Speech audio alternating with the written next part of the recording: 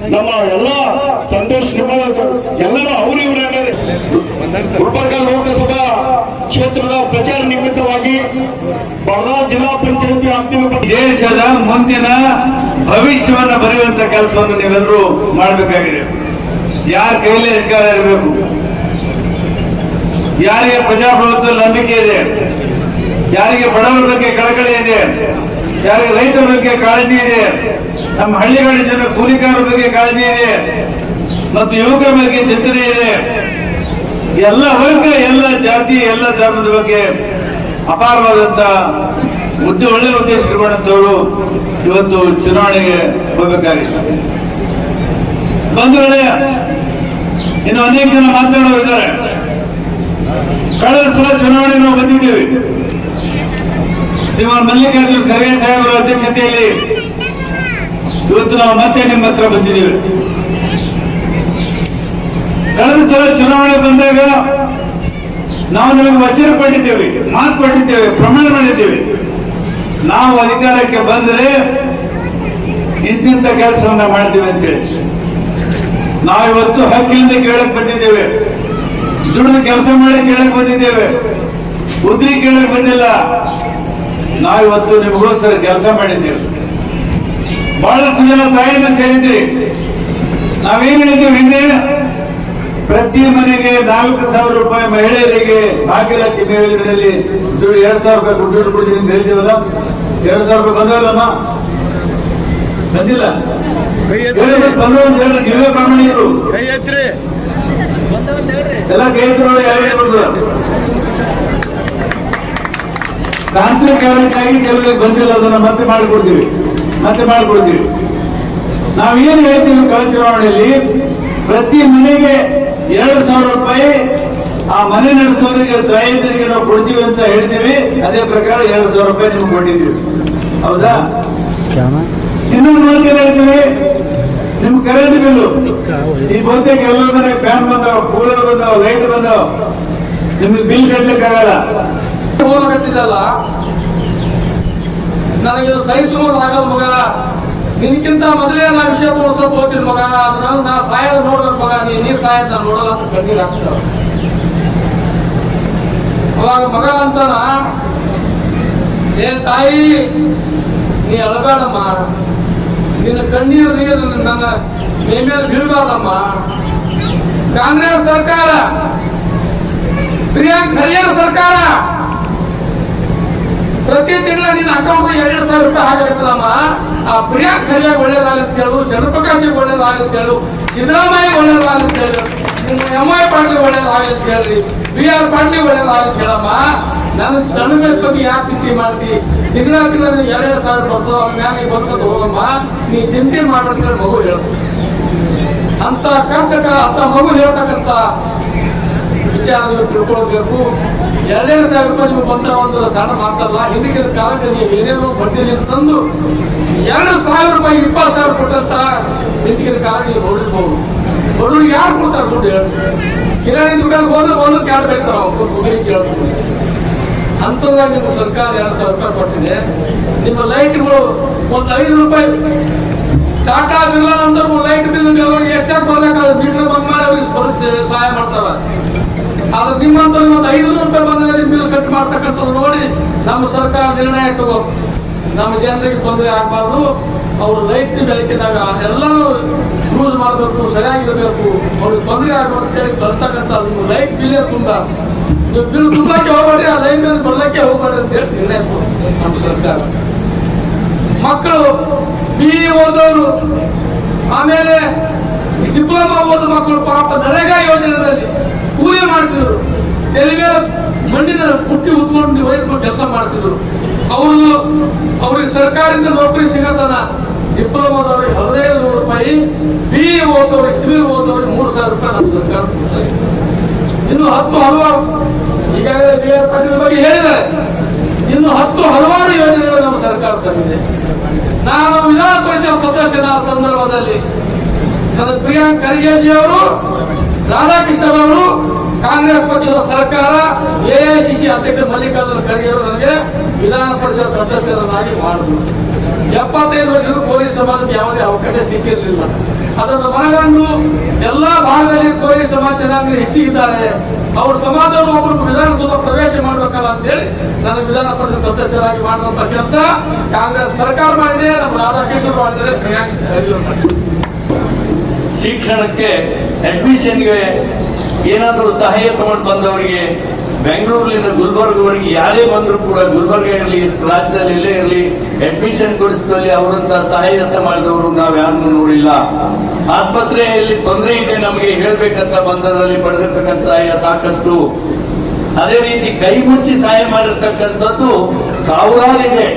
ಆದ್ರೂ ಕೂಡ ನಾನು ಮಾಡಿದ್ದೇನೆ ಅಂತಕ್ಕಂಥ ಒಂದು ದಿನನೂ ಕೂಡ ಅವರು ಹೇಳ್ತಕ್ಕಂಥ ವ್ಯಕ್ತಿ ಅವರಲ್ಲ. ಆದ್ರೂ ಕೂಡ ಈಗ ನನ್ನ ಸ್ನೇಹಿತರಾಗಿರ್ತಕ್ಕಂಥ ಸನ್ಮಾನ್ಯ ಶ್ರೀ ತಿಪ್ಪಣ್ಣಪ್ಪ ಕಮಕ್ನೂರ್ ಅವರು ಬಹಳ ಒಳ್ಳೆ ರೀತಿಯಲ್ಲಿ ಭಾಷಣದಲ್ಲಿ ನಮಗೆ ತಿಳಿಸಿದ್ದಾರೆ. ಅವರು ಹೇಳಿದ ವಿಚಾರವನ್ನು ನಾನು ಹೇಳಲಿಕ್ಕೆ ಬಯಸ್ತೇ ಇಲ್ಲ. ನಾನು ಇನ್ನೊಂದು ವಿಚಾರವನ್ನ ತಮ್ಮೆಲ್ಲರಿಗೂ ಹೇಳಲಿಕ್ಕೆ ಬಯಸ್ತೇನೆ. ಈ ರಾಜ್ಯದಲ್ಲಿ ಕಾಂಗ್ರೆಸ್ ಕೊಟ್ಟಿರ್ತಕ್ಕಂಥ ಕೊಡುಗೆ ಅದ್ಭುತ ಮತ್ತು ಅಪಾರ. ಸನ್ಮಾನ್ಯ ಸಿದ್ದರಾಮಯ್ಯನವರು 2013ರಿಂದ 2018ರವರೆಗೆ ಕೊಟ್ಟಿರ್ತಕ್ಕಂಥದ್ದು, ಕೇಂದ್ರ ಸರ್ಕಾರದಲ್ಲಿ ಮನಮೋಹನ್ ಸಿಂಗ್ ಅವರು ಇರುವಾಗ UPA 182ದಲ್ಲಿ ಕೊಟ್ಟಿರ್ತಕ್ಕಂಥದ್ದು, ಆಹಾರ ಭದ್ರತೆ ಕಾಯ್ದೆಯನ್ನು ತಂದು ಯಾರೂ ಈ ದೇಶದಲ್ಲಿ ಉಪವಾಸ ಬೀಳಬಾರದು ಅಂತ ಅಕ್ಕಿಯನ್ನು ಕೊಟ್ಟಕ್ಕಂಥ ಕಾರ್ಯಕ್ರಮ ತಂದದ್ದು ಕಾಂಗ್ರೆಸ್ ಪಕ್ಷ. ನಿಮ್ಮ ಮಕ್ಕಳಿಗೆಲ್ಲ ಒಳ್ಳೆ ರೀತಿಯಲ್ಲಿ ಎಜುಕೇಶನ್ ಸಿಗಲಿ, ಯಾರಿಗೂ ಅನ್ಯಾಯ ಆಗಬಾರದು, ಫ್ರೀ ಅಂಡ್ ಕಂಪಲ್ಸರಿ ಎಜುಕೇಶನ್ ಸಿಗಲಿ ಅಂತ ಕಾಯ್ದೆ ತಂದು ತಮ್ಮ ಮಕ್ಕಳಿಗೆ ತಂದಿದ್ದು ಕಾಂಗ್ರೆಸ್ ಪಕ್ಷ. ಪಾರದರ್ಶಕ ಆಡಳಿತ ದೇಶದಲ್ಲಿ ನಡಿಬೇಕು ಅಂತಕ್ಕಂಥ ಉದ್ದೇಶದಿಂದ ನಮಗೆ ಆರ್ಟಿ ಆಕ್ಟ್ ತಂತು, ಆದ್ರೂ ಕೂಡ ರೈಟ್ ಟು ಇನ್ಫಾರ್ಮೇಶನ್ ತಂತು, ಆದ್ರೂ ಕೂಡ ಕೆಲಸ ಮಾಡಿದ್ರು ತಂದಿದ್ದು ಕಾಂಗ್ರೆಸ್ ಪಕ್ಷ. ಇದೆಲ್ಲದನ್ನು ಮೀರಿ ನಾವಿಷ್ಟೆಲ್ಲ ಕೆಲಸ ಮಾಡಿದ್ದೇವೆ. ಪ್ರತಿಯೊಬ್ಬ ಕುಟುಂಬದಲ್ಲಿ ಬೆಳೀತಕ್ಕಂಥ ಮಗುವಿಗೆ ಅವನ ಭವಿಷ್ಯವನ್ನ ಉದ್ಧಾರ ಮಾಡಬೇಕು. ಅವನು ಎಲ್ಲಿ ಬೇರೆ ರಾಜ್ಯಗಳಲ್ಲಿ ಹೋಗಿ ಕೂಲಿ ಮಾಡಿ ಬದುಕಬಾರದು ಅಂತ ಒಂದು ಉದ್ದೇಶ ಇಟ್ಟುಕೊಂಡು ಕಲ್ಯಾಣ ಕರ್ನಾಟಕದ ಅಭಿವೃದ್ಧಿ ಆಗಲೇಬೇಕು ಅಂತ ಹೇಳಿ ಪ್ರಮಾಣ ಮಾಡಿ ನೀವೆಲ್ಲರೂ ಆಶೀರ್ವಾದ ಮಾಡಿ ಕಳಿಸಿದಾಗ ಸನ್ಮಾನ್ಯ ಖರ್ಗೆ ಸಾಹೇಬರಿಗೆ ಪಾರ್ಲಿಮೆಂಟ್ ಅಲ್ಲಿ ಅಬ್ಸಲ್ಯೂಟ್ ಮೆಜಾರಿಟಿ ಇರಲಿಲ್ಲ ಅಂದ್ರೆ ಕೈಕಾಲು ಬಿದ್ದು ಎಲ್ಲರಿಗೂ ನಿಮಗೆ 371J ಕಾಲಂ ಅನ್ನ ತಿದ್ದುಪಡಿ ಅಂತ ತಂದುಕೊಟ್ರು.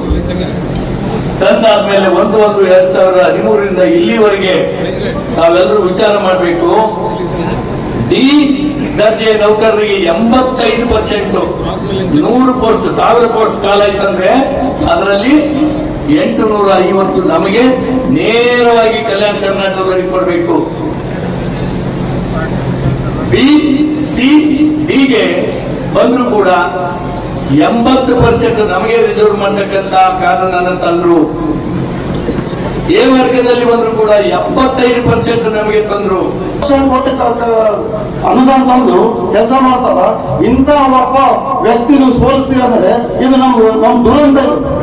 ದೇಶದಾಗ ಏನ್ ತಿಳಿತಾರೆ ನಮ್ಮ ಬಗ್ಗೆ ಜನರು ಎಲ್ಲರೂ ಏನಪ್ಪ ಮಲ್ಲಿಕಾರ್ಜುನ ಖರ್ಗೆ ಅಂತವ್ರಿಗೆಲ್ಲ ನೀವು ಆಚೆ ಕಳಿಸಿದೀವಿ. ನೀವೆಲ್ಲ ಒಂದು ಇಷ್ಟು ವರ್ಷದಿಂದ ಸುಮಾರು 8-9 ಸಲ ಅವ್ರು MLA ಆದ್ರು, ಆಮೇಲೆ 2 ಸಲ ಅವ್ರು MP ಆದ್ರು. ನಮ್ ಗುಲ್ಬರ್ಗ ಜನ ಬಹಳ ಶಾಣೆ ಇದಾರ, ಬಹಳ ತಿಳುವಳಿಕೆ ಇದ್ದಾರ ಅಂತ ಹೇಳಿದ್ರು. ಆದ್ರೆ ಹೋದ ಸಲ ನೀವು ಏನ್ ಮಾಡಿದ್ರಿ? ಎಲ್ಲ ನೀವು ಒಂದು ದಿವಸ ಈ ಜಾಧವ್ ಎಂದ್ರ ಬಂದು ನಿಮ್ಗೆ ಏನನ್ನ ಕೆಲಸ ಮಾಡ್ಕೊಟ್ಟಿದ್ದಾರೆ, ನೀವು ಹೇಳು ಏನ ಮಾಡ್ಕೊಟ್ಟಾನ? ಸೊ ಹೇಳಿದ್ರೆ ನೀವೆಲ್ಲ ಸುಮ್ ಕುದುರ್ಬೇಡ್ರಿ. ಏನ ಕೆಲಸ ಮಾಡಿಕೊಟ್ಟಾನ? ಏನು ಕೆಲಸ ಮಾಡಂಗಿಲ್ಲ. ಅವ್ರು ಏನ್ ಮಾಡ್ತಾರ? ಸುಳ್ಳು ಏನೋ ಒಂದು ಹೇಳಿ ಸುಳ್ಳು ಮಾತು ನಿಮ್ಗೆ 100 ಸಲ ಹೇಳಿದ್ರೆ ನೀವು ಕರೆ ಕರೀತೀರಿ. ಹಿಂದುತ್ವ ಹಿಂದುತ್ವ ಹಿಂದುತ್ವ, ನಾವೇನು ಹಿಂದೂ ಅಲ್ಲ, ನಾವೇನು ಲಿಂಗಾಯತ ಅಲ್ಲ. ಎಲ್ಲರೂ ಎಲ್ಲ ಪಕ್ಷದವರು ಎಲ್ಲರೂ ಎಲ್ಲ ದೇಶದ ಜನರಿಗೆ ಎಲ್ಲರಿಗೂ ಕೆಲಸ ಮಾಡ್ತಾರ. ಇವ್ರು ಏನ್ ಮಾಡ್ತಾರ? ಸಮಾಜವನ್ನು ಎಲ್ಲ ಹೊಡೆದು ಇವತ್ತ ಎಲ್ಲಿ ತಂದಾರಂದ್ರೆ ಒಂದು ಬೇರೆ ಸಮಾಜಕ್ಕೆ ನೋಡಿದ್ರು ಒಂದು ಅವ್ರು ಏನಪ್ಪ ನಮ್ಮ ದುಶ್ಮನರು ಬೇರೆ ದೇಶದಿಂದ ಬಂದೇನು. ಇವತ್ತು ನೀವು ಎಲ್ಲ ಸಮಾಜದವ್ರು ಹೊಡೆದಾಡಾಗ್ಲಿ ರೇವೂರಾಗ್ಲಿ, ಇವತ್ತು ರೇವೂರು ಗ್ರಾಮದಾಗ ಹೋಗ್ರಿ ಮೊಹರಂ ಯಾರು ಮಾಡಂಗಿಲ್ಲ. ಎಲ್ಲ ಲಿಂಗಾಯತರು ಬಂದಿಲ್ಲ ಮೊಹರಂ ಮಾಡ್ತಾರ. ಮಾಡ್ತೀರಾ ಮೊಹರಂ ಲಿಂಗಾಯತರು ಎಲ್ಲ ಕಡೆ ಎಲ್ಲ ನಮ್ಮಲ್ಲಿ ಏನಾಗ ಮುಕ್ಕೋಟಿ ದೇವರಿದ್ರು ನಾವು ಯಾವುದೇ ಒಂದು ಮುಸ್ಲಿಂ ದರ್ಗಾ ಹೋಗಿ ನಾವು ನಮಸ್ಕಾರ ಮಾಡ್ತೀವಿ ಅಂತ ನಮ್ಮ ಸಂಸ್ಕೃತಿ ನಮ್ದು ಐತೆ ಇಲ್ಲ. ಎಲ್ಲ ನಾವು ಬಿಡ್ತೀವಿ ಇಲ್ಲ. ಅದಕ್ಕಾಗಿ ನಾನೇನು ಬಗ್ಗೆ ಹೆಚ್ಚಿಗೆ ಮಾತಾಡಲ್ಲ. ನಾವು ಯಾವತ್ತೂ ಒಂದು ಮಾತು ಹೇಳ್ತೀವಿ ರಾಧಾಕೃಷ್ಣ ಅವ್ರ ಬಗ್ಗೆ, ಅವ್ರು ಇಷ್ಟು ಒಳ್ಳೆ ವ್ಯಕ್ತಿಯಾರ. ಇಂಥ ವ್ಯಕ್ತಿಗೆ ನಾವು ಅಲ್ಲಿ ಚುನಾವಣೆ ಮಾಡಿ ಕಳಿಸಿದ್ರೆ ಅಲ್ಲಿ ನಾವು ಕೆಲಸ ಇವತ್ತು ಏನಾದರೂ ಗುಲ್ಬರ್ಗ ಇವತ್ತು ಯಾವುದೇ ಒಂದು ಕೆಲಸ ಆಗ್ಬೇಕಾದ್ರೆ ಇವತ್ತೆಲ್ಲ ನೋಡ್ರಿ ಎಷ್ಟು ಹಾಸ್ಪಿಟಲ್ ಆಗಿರೋ. ಇವತ್ತು ನಾವು ಶಿವನಪುರ ಹೋಗ್ತಿದ್ವಿ, ಎಲ್ಲೋ ಬೇರೆ ಕಡೆ ಹೋಗ್ತಿದ್ವಿ, ಬೆಂಗಳೂರಿಗೆ ಹೋಗ್ತಿದ್ವಿ. ಇವತ್ತು ಹಾರ್ಟ್ ಪೇಷಂಟ್ ಇದ್ರೆ ಗುಲ್ಬರ್ಗಾಗೆ ನೀವು ಟ್ರೀಟ್ಮೆಂಟ್ ಆಗ್ತದೆ ಇಲ್ಲ, ಅದು ಫ್ರೀನೇ ಆಗ್ತದೆ ಇಲ್ಲ, ಎಲ್ಲ ಫ್ರೀನೇ ಆಯ್ತು. ಮತ್ತೆ ನಮ್ಗೆ ಏನ್ ಬೇಕು ಹೇಳ್ರಿ.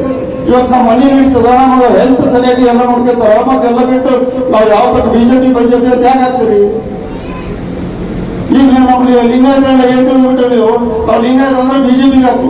ಯಾಕಂದ್ರೆ ನಾವೇನು ಲಿಂಗಾಯತ ಸಮಾಜ ಒತ್ತಿಗಿದ್ದದೇನೋ ಬಿಜೆಪಿಗೆ? ನಮಗೆ ಖರೀದಿ ಮಾಡ್ಯಾರ ಲಿಂಗಾಯತ ಸಮಾಜಕ್ಕೆ ಅವರು? ನೀವೇ ಹೇಳ್ರಿ. ಎಲ್ಲ ಕಡೆ ಹೋಗಿ ನಮಗ ಲಿಂಗಾಯತ ಅಂದ್ರೆ ಬಿಜೆಪಿ ಮಾಡ್ಬೇಕು, ಎದಕ್ಕೆ ಮಾಡ್ಬೇಕ್ರಿ ಬಿಜೆಪಿ?